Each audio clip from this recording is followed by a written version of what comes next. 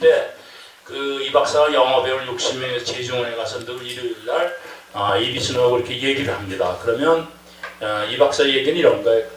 나는 우리나라의 정치 제도를 개혁하는데 내 일생을 바치겠다. 그러니까 이비슨 박사가 훌륭한 뜻인데 당신 목숨이 위험하오. 그랬더니 좀 생각하더니 그래도 나의 목숨 하나 버리면서까지도 나는 우리나라 정치 제도를 위해서 목숨을 바치겠다.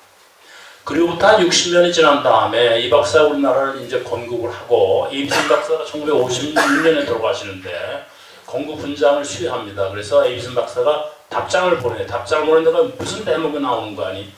당신이 젊을 때 나하고 남대문 앞에 있는 제중원, 을지로에 있는 제중원에 찾아와서 한국의 정치세를 얘기한 게 엊그제 같은데 귀하께서는 드디어 초지일관 뜻을 이루셨군요.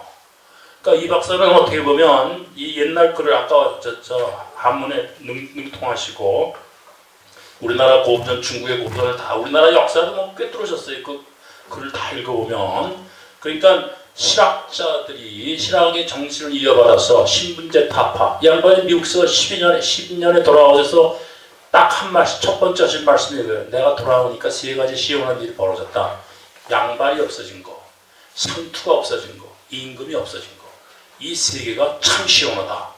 이게 뭐겠어요? 실학자들이 겁을 내서 임금 없애는 얘기 못했지만 상투 없앤 게 신분제 타파, 양반 없앤 건 이것도 신분제 타파, 그리고 거기에 농지제도까지 포함해서 이 양반이 실학자들이 400년 동안 300년 동안 이루지 못한 걸 나는 좌절한 걸 성공시키겠다는 젊을 때 초지일관을 한 거라고 저는 생각합니다.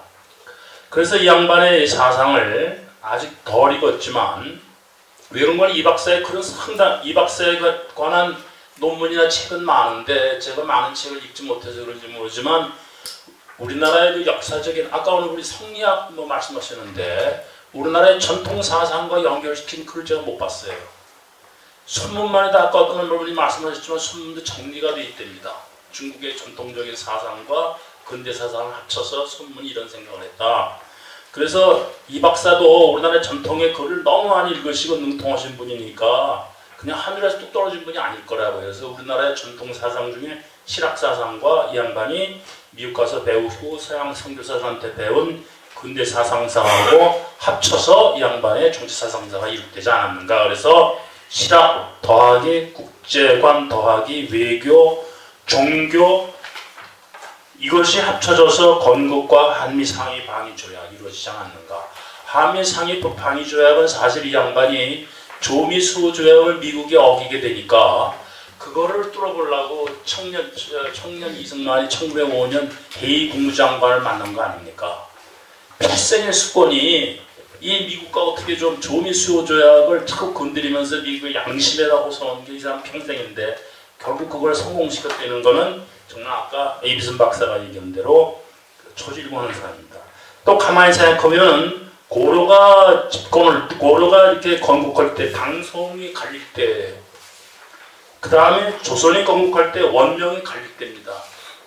그리고 조선이 망할 때 러시아, 일이 막 지륵다툼 할 때 이렇게 국제관계가 전에는 이 중국과 우리나라 사이에서 당송이 바뀌고 그 다음에 원명이 바뀌고 한 것이 판이 커진 거예요. 이제 러시아도 들어오고 세계 각국이 들어왔기 때문에 더 판이 커진 걸 이 박사가 진짜부터 깨달았지 않았나 생각이 됩니다. 그리고 그 당송이 바뀌면서 고려는 불교를 이제 국가 이념으로 생각했고 조선은 유교의 그 국가 이념을 생각했는데 이제 국가 이름도 바꿀 때가 됐다. 그게 뭔가 하니 기독교.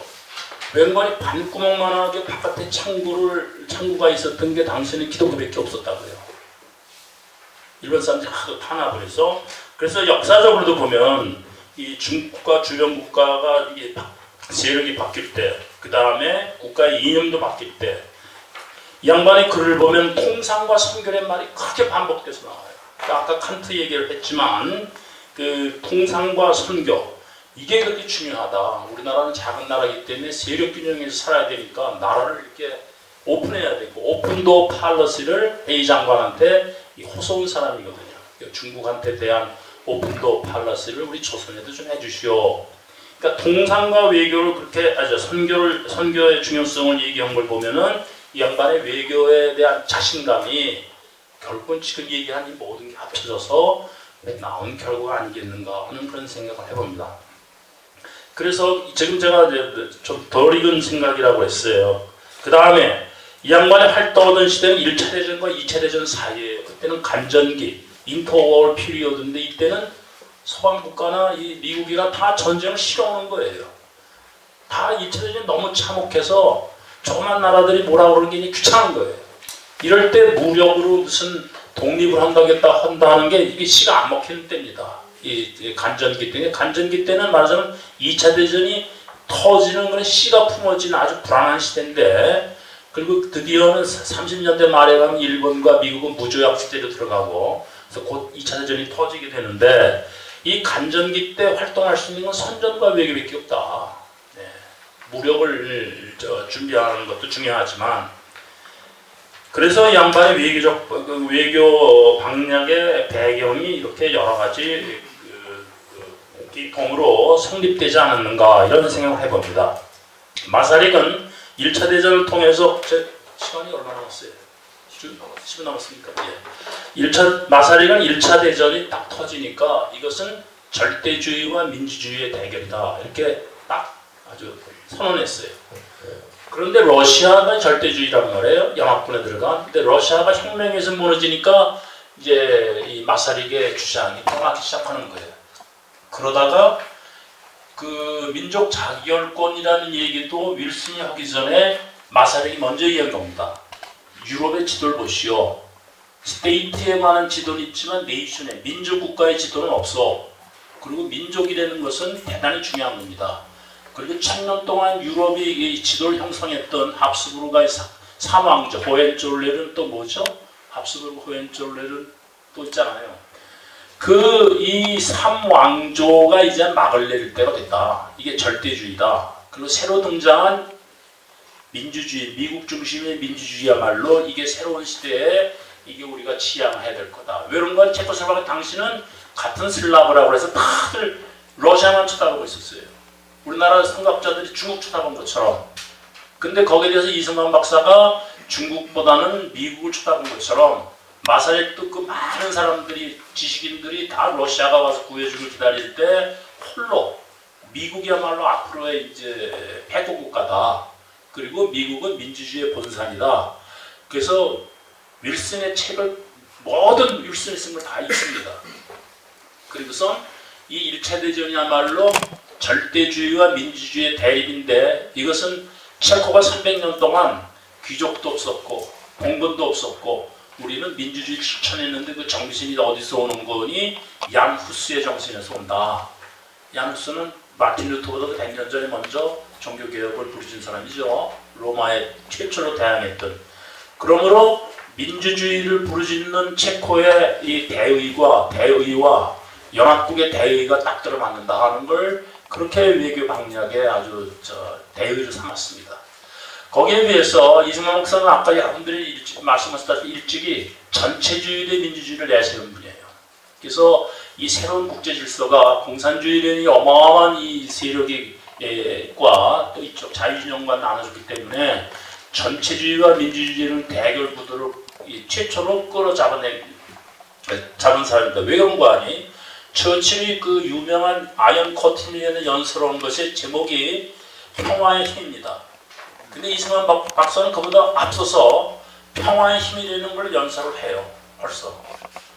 그런 걸 보면 이 박사는 어떻게 보면 글로 나타난 순서를 보면 처칠보다도 벌써 새로이 등장하는 이 공산주의 위협에 대해서 우리 한국이 어떻게 나가야 할 방향을 전체주의 대 민주주의로 규정을 하고 거기에 천병을 자임한 겁니다. 그런 점에서도 비슷하다고 볼 수가 있습니다. 그 다음에 이제 나중에 대통령이 된 다음에도 굉장히 시달려 양측에서 다. 마사릭은 평생 마사릭에 한해서는 종신 대통령을 허락합니다. 그래서 종신 대통령을 해요. 세계 각국의 지도자를 보면은 다 종신 대통령을 초대 대통령 허락을 해요. 저 아일랜드의 그 드바렐라도 종신 대통령이나 종신 수상 죽을 때까지 90세 죽을 때까지 이렇게 하고 그러는데 근데 뭐 이게 꼭 좋다는 얘기는 아닙니다. 사실을 말씀드리는 겁니다. 근데 이 박사가 이제 간선제에서 직선제를 가지 않습니까? 이건 첫 번째 헌법에서도 유진호 우리가 잘 알려진 데서 이건 제가 확인 안 했습니다만 다 알려진 대로 내각 책임질 걸 이 박사가 고집피워서 대통령 문제냈다. 마사릭도 똑같아요. 마사릭이 말하자면은 4년 만에 무명의 학자에서 외국에서 그 인정을 받고 돌아오니까 대통령에 아주 그냥 절대적으로 됩니다. 그런데 속세는 허수아비를 만들려고 그래요. 이 국내에 이 기반이 없어서 그래서 허수아비 마사릭, 철학자, 좋지. 그러나 국내에 기반은 없다. 우리가 마음대로 할 거다. 그래서 합스부르크에 붙었거나 슬라브에 붙었던, 러시아에 붙었던 사람들이 작당을 해서 국회를 꽉 잡습니다. 마사릭이 그걸 깨뜨리려고 간선제에서 직선제를 바꿔요. 그게 성공합니다. 그리고 그 어려운 가운데서도 정말 형편없는 말하자면 우리 어떤 사람이 국회에 가서 똥 컸다고 그래서 뭐 야단인데 그때 벌써 체코 국회 그게 상영했어요. 막 악취탄 터뜨리고 막 이런 게 엉망진창이었어요 그냥 당시에. 근데 그 의회를 잡으려고 마사릭이 얼마나 노력을 했는지 그 반대를 뚫고 교묘하게 겉으로는 민주주의를 포장을 해서 아까 말씀대로 유럽의 모든 나라들이라든가 뭐 다 칭송하고 그 백성들도 다 따르지만 속은 굉장히 수단뿐입니다. 그런데도 오늘날 그 시인이면서 그 체코에 지금 된 사람 있잖아요. 89년 이후에 그 양반 이름이 뭐더라? 하벨이 대통령 되면서 체코와 슬로바키아를 분리했지만 그때 하벨이 취임연설에 뭐랬는 거니 우리는 새 시대에 마사릭의 정신을 이어받아서 새 정치를 하자. 이게 그 사람의 선언이에요. 그 사이에 굉장히 어려움이 있었는데도 불구하고 결국 마사릭으로 돌아갔습니다. 그 헌법 개정도 그렇고 우리나라에서 그 젊은 법학자가 최근에 쓴 논문을 읽어봤어요. 거기 뭐라고 나왔는 거니 우리나라가 헌법을 만들 때 여러 나라들의 헌법을 다 참조했는데 체코슬로바키아 초기 헌법을 많이 참고했다. 그런 게 나오고 그 초기 헌법에 대해서 쭉 그 논문을 쓴 게 있습니다. 초기 헌법을 또 전 법은 전혀 모르지만 상식적인 수준에서 또 찾아서 읽어봤는데 그 우리나라에서의 그 이 박사가 말하자면 부산에서 그 어려움 속에서 나라를 지키려고 그 여러 가지 정말 지금 비난받는 방법으로 뭐 헌법도 고치고 막 이렇게 나왔는데 마사릭도 똑같아요. 그다음에 마사릭이 초기에 정권을 잡았을 때 가장 두려운 게 우리 이 박사가 정권을 건국한다면 가장 두려웠던 것 중에 하나가 일본이 다시 들어올까봐 재침올까봐 그걸 그렇게 걱정했는데 그리고 공산주의를 그렇게 걱정을 했는데 그리고 국내 아까 말씀드린 여선 순천 뭐 등등 이거 다 무자비하게 진압을 했는데 마사릭도 똑같습니다. 거기가 권력의 진공 상태, 합스부르크가 망하고 오스트리아는 쪼그라들고 거기서 핀란드에서 저 그리스까지 8나라가 조그만 나라 얼망졸망 나라 독립을 하는데 이게 체코슬로바키아만 빼놓고는 다 이게 공산주의 아니면은 군사 독재로 바뀝니다. 근데 마사릭만은 아까 말씀대로 포장된 대통령 관리 민주주의라는 이름 하에 아주 잘 포장을 해서 아주 슬기롭게 이제 하는데 쿠데타가 일어나려고 해요. 이 쿠데타도 진압을 하고 나중에 히틀러에 의해서 빌미가 됐던 수데텐랜드의 그 독일 계통의 사람들이 남습니다. 이 사람들이 독립을 하려니까 그 명분이 마사릭 보고 여보시오. 당신이 민족 자결권으로 갖고 체코슬로바키아를 독립시켰는데 우리도 똑같은 이유로 당신네 나라에서 독립하겠어. 가서 무자비하게 진압합니다.